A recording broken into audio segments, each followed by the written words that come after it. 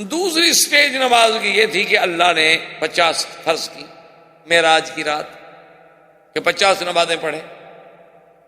وہ ایک دفعہ حضرت مفتی محمود صاحب رحمۃ اللہ علیہ کا وقت کے پریزیڈنٹ سے مخالفت تھی، تقابل تھا، تو اس نے ایک مجلس میں آپس میں مذاکرات ہو رہے تھے، تو اس نے کہا کہ مفتی صاحب کیا ہی اچھا ہوتا کہ اللہ میاں وہ 50 نمازیں ہی رکھتے، کم از کم آپ مولوی اسی میں تو مصروف رہتے، ہماری جان تو چھوڑتے نا.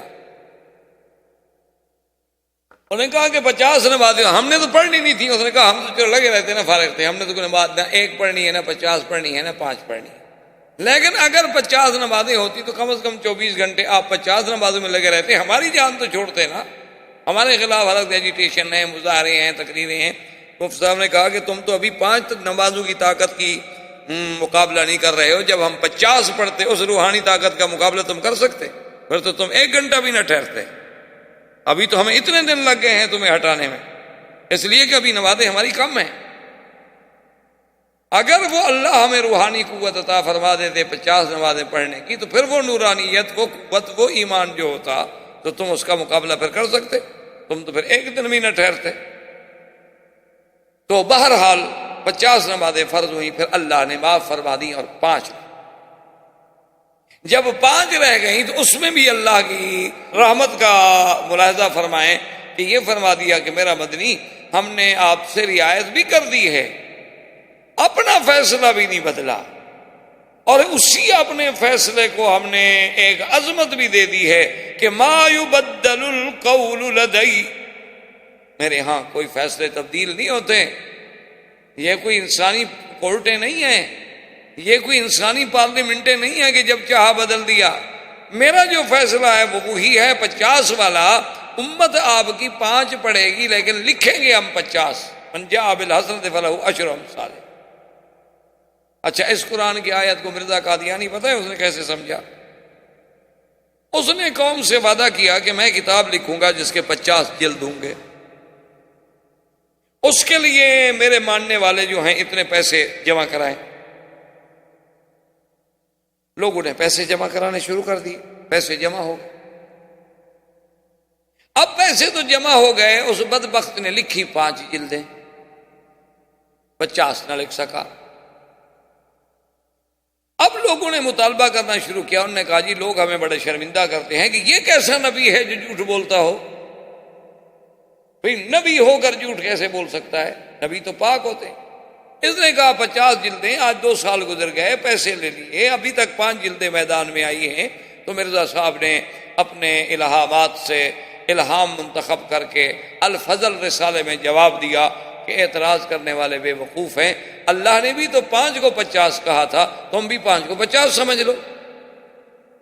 اللہ نے بھی تو نبی سے یہی کہا تھا نا کہ نماز 5 پڑھو گے لیکن لکھیں گے ہم 50. تو 5 کو انہوں نے بھی تو 50، تو آپ بھی میری 5 جلدوں کو 50 سمجھ کے پڑھ لو، بس ٹھیک ہو گیا. جھوٹ تو میں نے نہیں بولا. دیکھیں نا منطق کیسی ہے الٹی.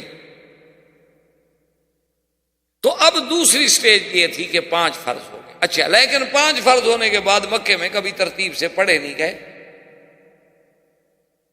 مدینہ منورہ میں آنے کے بعد بھی 5 فرض یوں نہیں پڑھے گئے جیسے آپ پڑھتے ہیں. 5 نمازیں تو پڑھی جاتی تھی لیکن 2 رکعت کر کے، ہر نماز 2 رکعت، فجر، ظہر، عصر، مغرب، عشاء سب 2 رکعت.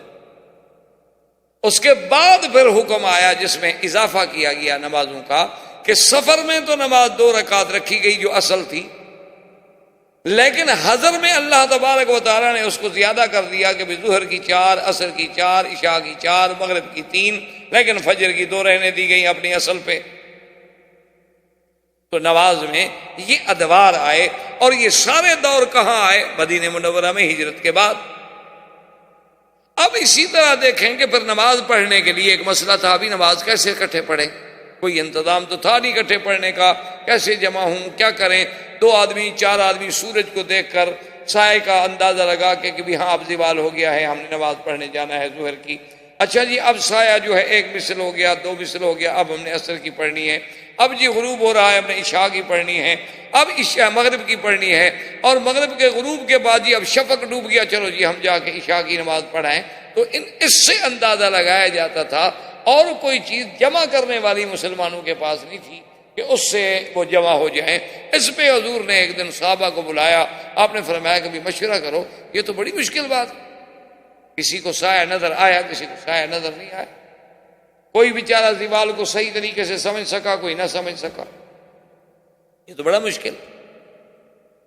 اس کے لیے ہمیں اہتمام کرنا چاہیے۔ اچھا پھر دو آدمی جائیں جی بلاؤ سب کو، نماز نماز نماز، چلو کوئی گھر ہے کوئی نہیں، کسی نے آواز سنی کسی نے نہیں سنی، تو صحابہ نے کہا ٹھیک ہے۔ ایک صحابی نے کہا یا رسول اللہ صلی اللہ علیہ وسلم، میری تجویز یہ ہے کہ ہم ایسا کیوں نہ کریں کہ آگ جلا دیا کریں، آگ کی روشنی دے کے، سمجھے مسجد کے قریب سے آگ کی روشنی اٹھے۔ تو انہیں کہا، حضور نے فرمایا بھئی یہ آگ سے تو اچھی بات نہیں ہے، اور آگ جو ہے یہ تو مجوسیوں نے اس کی عبادت کی ہوئی ہے، اس کو جلاتے ہیں، اسی لیے آپ نے دیکھا نا جی کہ آتش پرست جو ہیں آج بھی موجود ہے، مجوسی پارسی جنہیں آپ پارسی کہتے ہیں، اور ان کا عقیدہ ہے کہ ان کے جو معبد ہیں ان میں آگ جلتی رہے، آگ بجھنی نہیں چاہیے، کیوں آگ بجھ گئی تو خدا بجھ گیا نا۔ تو حضور نے فرمایا کہ نہیں، یہ تھے نہیں۔ انہوں نے کہا حضور ایسا کرتے ہیں کہ ناقوس جو ہے، ناقوس کہتے ہیں سینگ ہوتے ہیں، سینگ آپ نے دیکھا ہوگا ہندوستان میں، پاکستان میں، ہمارے ملکوں میں تو یہ مرضیں موجود ہیں نا، وہ سینگ بجانے والے فقیر ہوتے ہیں، آواز دیتے ہیں، بھیک مانگتے رہتے ہیں، جوگی ووگی اس قسم کے کالے سے سینگ اٹھائے ہوتے ہیں، اس میں آواز مارتے ہیں، وہ بچے خوش ہو گئے، اکٹھے ہو گئے، انہوں نے بھیک مانگ لی، انہوں نے اپنے پیسے اکٹھے کر لیے، تو اس کو ناقوس کہتے ہیں عربی میں۔ تو نصارہ جو تھے یہ بھی اپنے گرجاؤں کے باہر ناقوس کے ذریعے آواز دیتے تھے اور لوگ عبادت کے لیے جمع ہوتے تھے۔ تو انہوں نے کہا کہ جی ہم ناقوس لے لیتے ہیں، اور اذان کے وقت میں ایک آدمی دیوار پہ کھڑا ہو گیا اور ناقوس بجایا، لوگ سمجھ گئے ابھی ظہر کا وقت ہو گیا۔ سب کو یہ تجویز پسند آئی، حضور پاک بھی چپ ہو گئے، لیکن آپ کو پسند تو نہیں آئی، لیکن حل کوئی نہیں۔ اچھا جی اب ناقوس کہاں سے ڈھونڈیں؟ مسلمانوں کے پاس تو ناقوس تھا نہیں نا بجانے والا، آج کے مسلمان ہوتے تو خیر سب کچھ مل جاتا، کسی حال تک پہنچ جاتا، اس وقت تو صرف ناقوس ڈھونڈنا بڑا مشکل تھا نا۔ آج کا ماشاءاللہ اگر مسلمان ہو، اور خاص طور پہ ہمارے کالج کے بچے ہوں، تو ان کے پاس تو جدید آلات موسیقیہ کی پوری رینج ہوتی ہے، نہیں کہ ایک آدھا ہو، معلوم ہوتا ہے کہ نسلاً میراثی تھے، اور بڑے آدمی ہونے کی دلیل ہے، جس کے گھر میں گٹار ہو، سٹار ہو، سرمنڈل ہو، طبلہ ہو، کیا کیا بلائیں ہوں، پتہ نہیں، اس کی یہ دلیل ہے کہ یہ بڑا خاندانی آدمی ہے، کیونکہ جس کا وارث ہے، پیچھے یہ چیزیں کس کی ہیں، بڑا تو ہوا نا۔ اور پھر اس کو لوگ بڑا رنگ دیتے ہیں کہ جی یہ تو نوابوں کے شوق ہوتے تھے، بھی ہاں آپ کو پتہ یہ بھی ہونا چاہیے نواب پیدا کہاں ہوتے تھے، اکثر کوٹھوں کی پیداوار ہے۔ اللہ تبارک و تعالی بس معاف کرے، قدرت ہر چیز سے انتقام لے۔ جب تم کسی کی بے عزتی کرتے ہو اللہ معاف نہیں کرتے، جب تم کسی کی عصمتوں سے کھیلتے ہو اللہ معاف نہیں کرتے، پر تمہاری بچیاں بھی انہی جگہوں پہ بیٹھی۔ یعنی آپ حیران ہوں گے، میں جس شورش صاحب کی بات کر رہا تھا، اس نے ایک دفعہ اعلان کیا کہ میں، اور بڑا زبردست یعنی صاحب قلم تھا، تو اس نے اعلان کیا کہ میں اب کتاب لکھوں گا جس میں میں بتاؤں گا کہ فلاں فلاں مغنیہ جو ہے، اور رقاصہ جو ہے، اور ڈانسر جو ہے، اور فلم ایکٹریس جو ہے، کس کس کی بیٹی ہے۔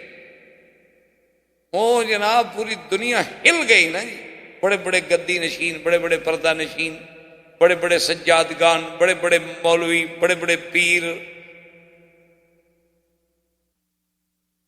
بڑے بڑے صنعت کار، ساہوکار، سرمایہ دار جناب ہل گئے۔ رات کو جا کے گورنر کے پاؤں پڑ گئے، انہوں نے کہا خدا کے لیے شورش کرو، اگر یہ پردہ اٹھاتا ہے تو پھر تو کچھ بھی نہیں بچے گا۔ یہ تو ہماری بدقسمتی ہے۔ کتنا بڑا ملک ہے ہندوستان، کتنا بڑا ملک ہے پاکستان، دعا کریں اللہ مسلمانوں کے حال پہ رحمت کرے۔ آج تک وہ سارے ملک عورتوں کے ہاتھ میں ہی کھیل رہے ہیں نا، پورے آپ اپنے اقتدار کو دیکھ لیں، 50 سال گزرے ہیں تو عورت کتنا عرصہ رہی، اب بھی عورت کے بغیر تو پارٹی نہیں چل پائی۔ ہمارے ہاں بھی عورت، بنگلہ دیش کا مسلمان ہے وہاں بھی عورت، ترکی کا مسلمان ہے، وہاں بھی عورت، مرد تو ویسے ختم ہو گئے، اچھی بات ہے کہ چوڑیاں پہن کے گھر بیٹھ جائیں۔ کتنا بڑا انتقام کفر ہم سے لے رہا ہے کہ تم اسلام میں جس صنف کو یہ حق نہیں دیتے ہو، ہم اسے تمہارے سروں پہ لائیں گے۔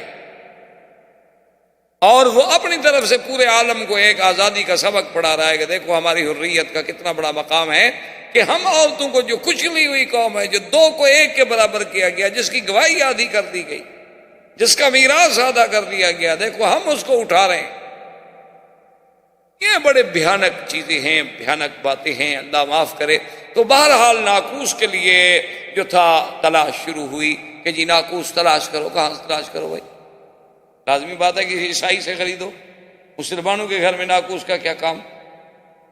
ابھی وہ ناقوس نہیں ملا تھا کہ ایک صحابی تھے جن کا نام تھا عبداللہ ابن زید رضی اللہ تعالی عنہ۔ وہ آئے حضور کی خدمت میں دوڑے دوڑے، یا رسول اللہ انی رأیت رؤیا، رأیت رؤیا، رأیت رؤیا یا محمد، حضور میں نے ایک خواب دیکھا۔ فرمایا کیا خواب دیکھا؟ انہوں نے کہا حضور میں ہی بس ایسے بیٹھا ہوا ہوں، ایسے ایک بندہ آ گیا، اس نے کہا کہ تم ناقوس کیوں ڈھونڈ رہے ہو؟ انہوں نے کہا نماز کے اعلان کے لیے۔ انہوں نے کہا کمال کرتے ہو، مسلمانوں کا ناقوس سے کیا کام ہے؟ اور میں تمہیں سکھاتا ہوں۔ یا رسول اللہ وقام وقال اللہ اکبر اللہ اکبر اللہ اکبر اللہ اکبر اشہد ان لا الہ الا اللہ، پوری اذان۔ اور یا رسول اللہ میں نیند سے اٹھا تو مجھے یاد ہے پوری، اس میں ایک لفظ بھی خطا نہیں۔ حضور پاک نے فرمایا کہ میرے صحابی تمہیں اللہ کی طرف سے یہ خواب دکھایا گیا ہے، لہذا اسی کو ہم ثابت کرتے ہیں۔ میں حکم دیتا ہوں کہ ہر نماز سے پہلے یہی اذان دی جائے، لیکن علم بلالا، تم بلال کو سکھا دو۔ وجاء عمر وقال یا رسول انی رأیت الرؤیا، حضرت عمر آئے، انہوں نے کہا رسول اللہ میں نے خواب دیکھا ہے، مجھے اذان دکھائی گئی، سنائی گئی۔ انہوں نے کہا تم نے کیا سنا؟ حضرت عمر نے وہی سنا دیا، حالانکہ پہلے تو اذان تھی نہیں۔ فَأَقَرَّ رسول اللہ صلی اللہ علیہ وسلم، حضور پاک نے اس کو ثابت کر دیا۔ اس لیے ایک مسئلہ سمجھ لیں کہ مثلاً کوئی کام دوسرا کرے حضور کے سامنے اور حضور اس کو منظور کر لے تو وہ بھی سنت ہوتی ہے۔ اگر وہ کام غلط ہو تو حضور روک دیں گے فوراً، یعنی حضور کا خود کرنا وہ بھی سنت، حضور کا فرما دینا، خود نہیں کیا لیکن ایک حکم دے دیا، اس پر عمل کرنا بھی سنت ہے۔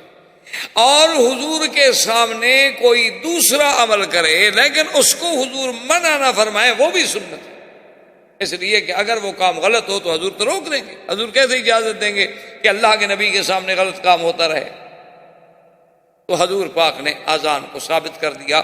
اس کے بعد سے سب سے پہلا مؤذن اسلام جو ہے وہ سیدنا بلال رضی اللہ تعالی عنہ ہے۔ اس کے بعد مؤذن ہوئے، اس کے بعد عبداللہ ابن ام مکتوم بھی مؤذن ہے۔ حضور پاک رمضان میں دونوں کی ڈپٹی لگاتے تھے کہ بلال اذان دے گا لوگ ساری کھانا شروع کر دیں، عبداللہ ابن ام مکتوم اذان دیں گے بند کر دیں، بھائی روزے کا ٹائم ختم ہو گیا۔ تو اس وقت عبداللہ ابن مکتوم بھی مؤذن بنے، اور اسی طرح ابی محذورہ رضی اللہ تعالی عنہ وہ بھی مؤذن تھے محمد الرسول اللہ کے، لیکن ان کو حضور نے پھر مکے کا مؤذن بنایا۔ ابھی محذورہ جو تھے ان کو حضور صلی اللہ علیہ وسلم نے مؤذن بنایا مکہ مکرمہ میں، اور ان کو حضور نے اذان بھی خود سکھلائی۔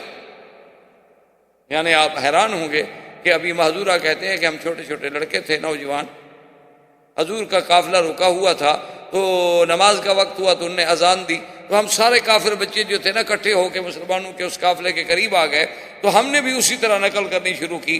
جب بلال گئے اللہ اکبر، ہم بھی کہا اللہ اکبر، ہم بھی چھیڑے شرارت۔ حضور نے صحابہ کو حکم دیا ان کو پکڑ کے لیا، صحابہ بھاگے، پکڑ لیا، تو بچے کھیل رہے تھے۔ جب پکڑ لیا حضور نے فرمایا اچھا تم میں سب سے زیادہ اونچی آواز کس کی تھی جو زیادہ شور مچا رہا تھا؟ ابھی معذورہ کہتے ہیں میں ڈر گیا کیونکہ سب سے آواز بلند تو میری تھی ان سے، میں تو خیر چپ کر گیا، لیکن سب نے کہا حضور یہ تھا یہ تھا، جیسے بچے پکڑ لیا نا وہ کہتے اس نے مارا تھا، میں نے تھوڑا مارا، اس نے مارا تھا۔ حضور نے کہا اچھا تم سب جاؤ، تم بیٹھے رہو۔ یہ تو پھر نصیب کی بات ہے نا، مکتب عشق کے